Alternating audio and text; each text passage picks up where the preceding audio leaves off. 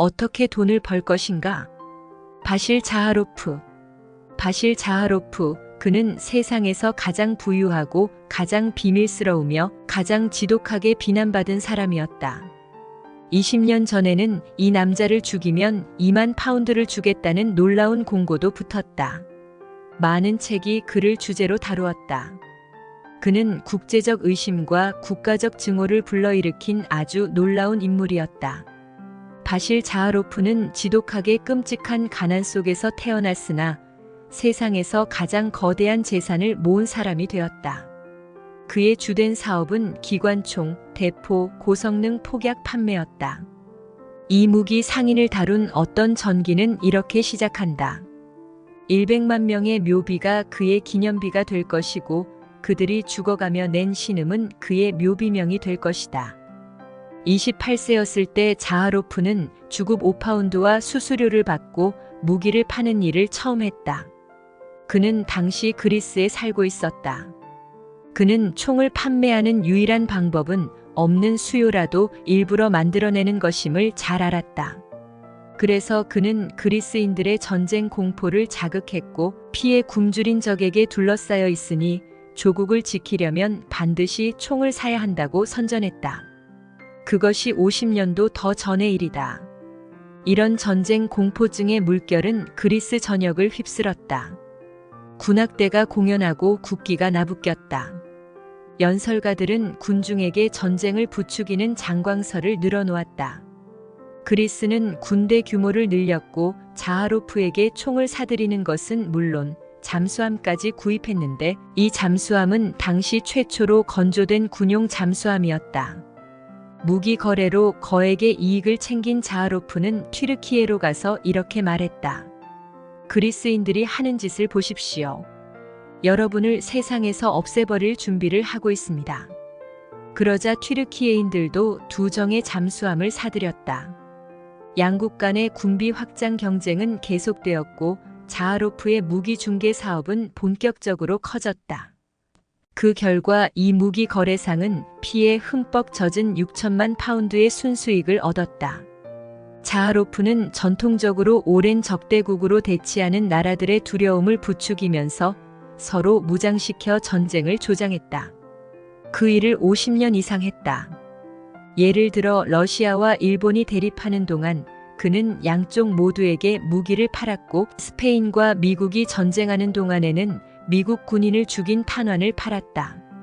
제1차 세계대전 중에는 독일, 영국, 프랑스 그리고 이탈리아의 군수품 공장에 엄청난 재고를 쌓아놓았다가 판매했다. 그렇게 해서 그의 부는 상상할 수 없을 정도로 엄청나게 불어났다. 50년 동안 그는 고양이처럼 조용하게 움직이면서 유럽의 여러 국방부를 몰래 출입했다.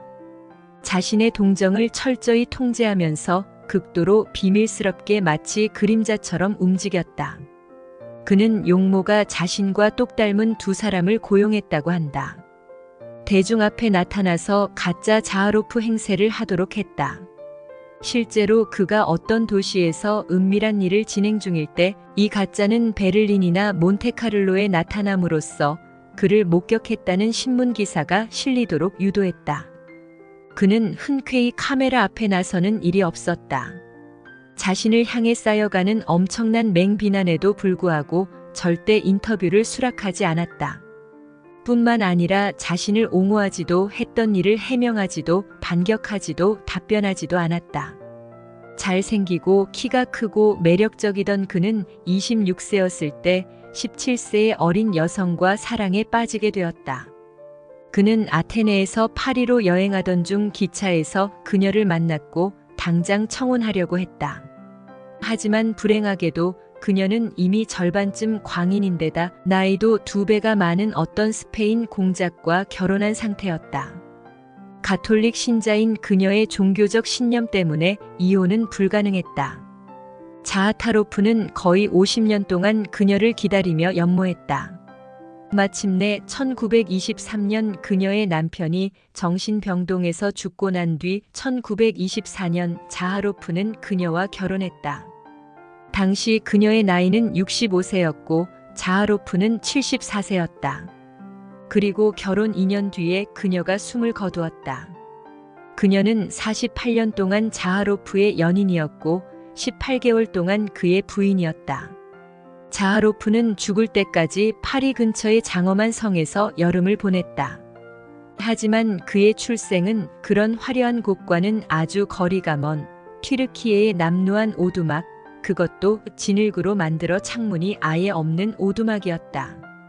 어린 시절 그는 흙바닥에서 잤고 넝마를 발에 둘러 차가운 발을 데웠으며 밥을 굽는 일이 먹는 일보다 더 많았다. 그는 고작 5년만 학교에 다녔지만 14개의 언어를 말할 수 있었고 옥스퍼드 대학은 그에게 명예민법학 박사를 수여하기도 했다. 그리고 런던에 처음 도착했을 때는 절도 혐의로 투옥되었지만 30년 뒤에는 영국 국왕에게 기사 자귀를 받았다. 1909년 어느 여름날 이 비밀스러운 유럽인은 파리의 유명한 동물원을 걷는 중이었다. 그는 그곳의 원숭이가 지저분하고 굶주렸으며 가장 인기 높은 사자마저도 류머티즘으로 고통을 받고 있다는 사실을 알고서 충격을 받았다. 동물원의 모든 것이 곧 허물어져 폐허가 될 것처럼 보였다. 자하로프는 관리인을 불러 신랄하게 야단쳤다. 관리자는 자기 앞에 있는 사람이 세상에서 가장 부유한 사람 중 하나인 것을 알지 못하고 제대로 동물을 보살피려면 50만 프랑이 필요한데 그런 돈이 없다고 심드렁하게 대답했다. 그러자 자하로프는 이렇게 말했다. 그게 필요한 전부라면 여기 있네. 자신이 팔아치운 탄환으로 수백만 명을 죽인 이 남자는 동물 몇 마리를 보살피라고 무려 2만 파운드의 수표를 끊어준 것이었다.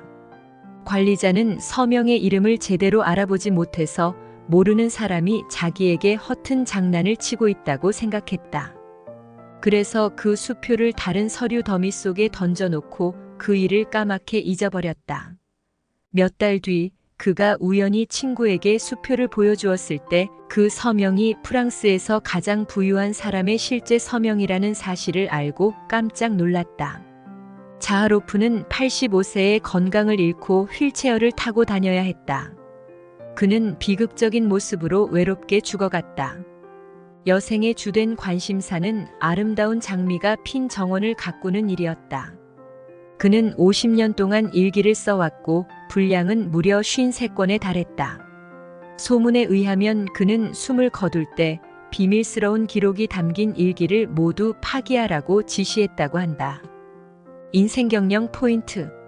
자하로프는 가난한 그리스인 부모 밑에서 태어났으나 부모가 러시아에 유배를 가면서 이름을 러시아식으로 바꾸어 현재와 같은 이름을 갖게 되었다.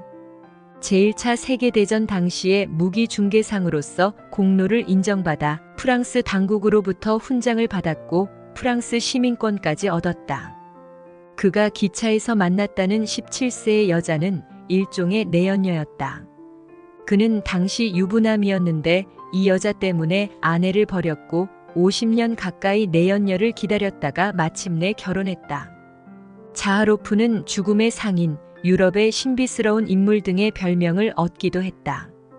인생에 대해 두 가지의 상반되는 말이 있는데 하나는 비밀이 전혀 없는 사람은 시시한 사람이다라는 것이고 다른 하나는 내 모든 생활이 투명해 이 세상을 떠날 때에는 그 어떤 허물도 없이 공기처럼 가볍게 바람처럼 빠르게 가고 싶다라는 것이다. 자하로프의 인생은 비밀이 많았기에 전자의 경우라고 할 수 있다. 하지만 그는 자신의 비밀 일기를 사망 직전에 모두 불태워버렸다.